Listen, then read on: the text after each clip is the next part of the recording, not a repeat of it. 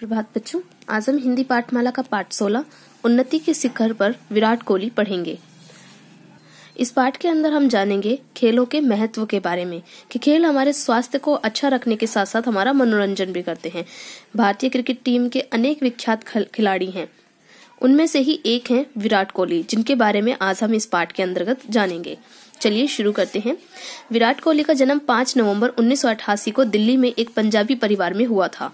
उनके पिता प्रेम कोहली एक आपराधिक वकील थे और माता सरोज कोहली एक गृहिणी हैं। उनका एक बड़ा भाई विकास और एक बड़ी बहन भावना भी हैं। उनके परिवार के अनुसार जब कोहली 3 साल के थे तभी उन्होंने क्रिकेट बैट हाथ में ले ली थी और अपने पिता को बॉलिंग करने को कहा था।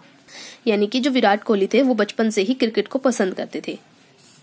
कोहली उत्तम नगर में बड़े हुए और उन्होंने विशाल भारती पब्लिक स्कूल से शिक्षा ग्रहण की यानी कि प्राप्त की।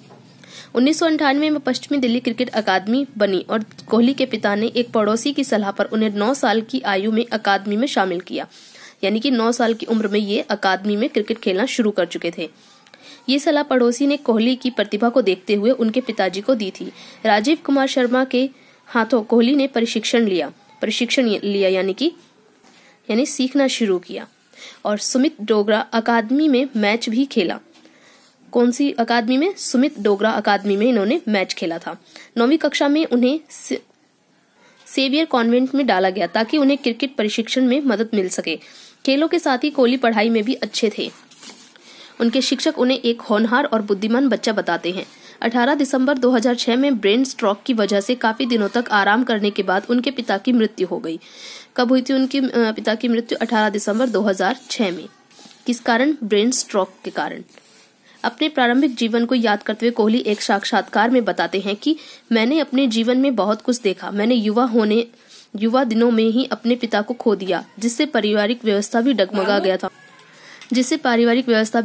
गया। इस वजह से मुझे किराए के रूम में भी रहना पड़ा। ये समय मेरे और मेरे परिवार के लिए काफी मुश्किल था।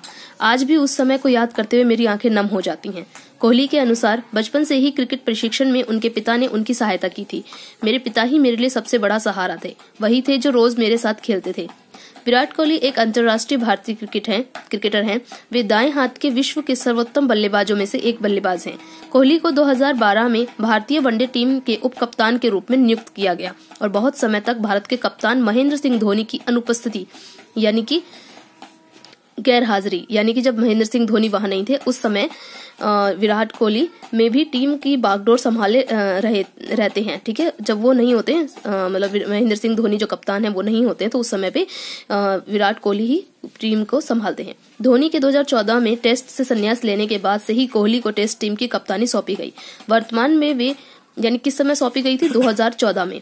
वर्तमान में वे क्रिकेट के 3 मुख्य प्रारूप टेस्ट क्रिकेट, वनडे क्रिकेट तथा T20 और भारतीय टीम के कप्तान हैं। ठीक है, 3 प्रकार के प्रारूपों में वे कप्तान हैं। इंडियन प्रीमियर लीग IPL में वे रॉयल चैलेंजर बैंगलोर टीम के कप्तान हैं। ठीक है, कौन सी टीम के? रॉयल चैलेंजर बैंगलोर टीम के वे कप्तान हैं। उन्होंने घरेलू क्रिकेट में दिल्ली का प्रतिनिधित्व भी किया है। वे अंडर 19 टीम के भारत के कप्तान थे, जिसने 2008 में मलेशिया के अंडर 19 विश्व कप में इतिहास रचा था। ठीक है, वे अंडर 19 के भी टीम के कप्तान हैं और जिसने 2008 में मलेशिया के अंडर 19 विश्व कप में इतिहास रचा था।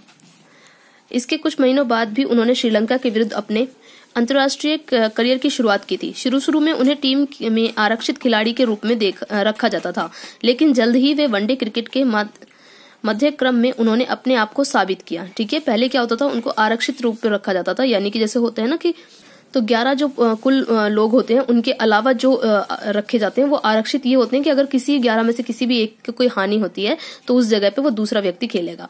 तो इस तरह ये आरक्षित रखे जाते थे, पर लेकिन बाद में वनडे में इन्होंने अपना इतना अच्छा कौशल दिखाया कि उसके बाद इन्हें कप्तानी मिलने लगी। 2011 में विश्व कप जीतने के बाद भारतीय टीम के मुख्य खिलाड़ियों में से विराट कोहली एक थे।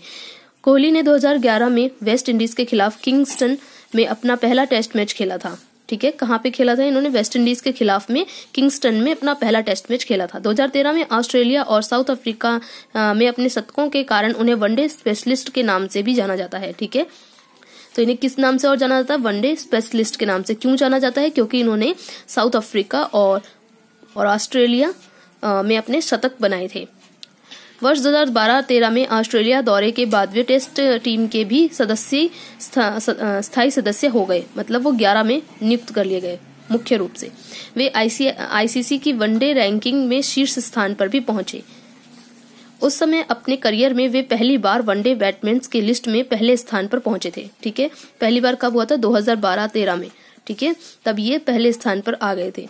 उस समय अपने बाद में उन्हें 2020 प्रारूप में भी सफलता मिली। वे आईसीसी की सर्वश्रेष्ठ 2020 बैट्समैन की सूची में भी शीर्ष पर रहे। ठीक है, तो धीरे धीरे ये अपने जीवन में प्रगति करते रहे अपने उत्तम कौशल के कारण। कोहली ने अपने नाम कई रिकॉर्ड्स किए। बांग्लादेश के खिलाफ चैंपियन ट्रॉफी में 8000 रन पूरे करने से वे सबसे कम वनडे मैच में 8000 रन बनाने वाले क्रिकेट खिलाड़ी बने।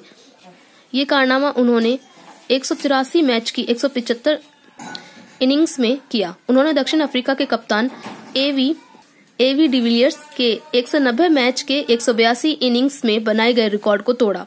साथ ही वनडे क्रिकेट में टारगेट का पीछा करते हुए सबसे ज्यादा 19 सैकड़ा भी कोहली के नाम ही है। ये रिकॉर्ड उन्होंने हाल ही में सचिन तेंदुलकर के 17 सैकड़ा को तोड़कर बनाए हैं।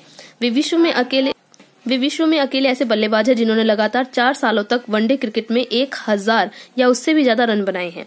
वर्ष 2015 में वे 2020 में 1000 रन बनाने वाले दुनिया के सबसे तेज बल्लेबाज बन गए। तो वो दुनिया के सबसे तेज बल्लेबाज कब बने थे? 2015 में। किस कारण? 2020 में 1000 रन बनाने के कारण। ठीक है, कोहली को कई पुरस्कारों से भी नवाजा गया, जैसे कि 2012 में ICC ODI player of the year of BCCI द्वारा 2011-12 का सर्वश्रेष्ठ अंतर्राष्ट्रीय क्रिकेटर। वर्ष 2013 में अंतर्राष्ट्रीय क्रिकेटर में अपने अतुल्य यानी जिसकी तुलना न की जा सके ऐसा योगदान के लिए उन्हें अर्जुन पुरस्कार यानी कि इनाम दिया गया। स्पोर्ट्स प्रो एक यूके मैगजीन ने कोहली को 2014 में दुनिया का दूसरा सबसे ज्यादा मार्केटेबल व्यक्ति बताया, यानी कि जिसकी सबसे ज्यादा मांग हो। इस प्रकार का कोहली आईएसएल की टीम एफसी गोवा और आईपीटीएल फ्रेंचाइजी यूएई रॉयल्स के सह मालिक भी हैं। ठीक है, तो इस पार्ट के अंतर्गत हमने जाना विराट कोहली के जीवन के बारे में, उनके आरंभ से लेकर के अभी तक के जीवन का हमने जाना है कि किस प्रकार वो अपने जीवन में इस खेल के प्रति प्रगति कर रहे हैं और किस प्रकार अपना नाम पूरी दुनिया में स्थापित कर रहे हैं। तो खेल भी कोई बुरी चीज नहीं है, हालांकि ये ठीक तरीके से खेला जाए। ये नहीं कि खाली खेल पे ही फोकस रहे बच्चों का, हमें पढ़ाई पे भी ध्यान रखना चाहिए और खेल पे भी ध्यान रखना चाहिए।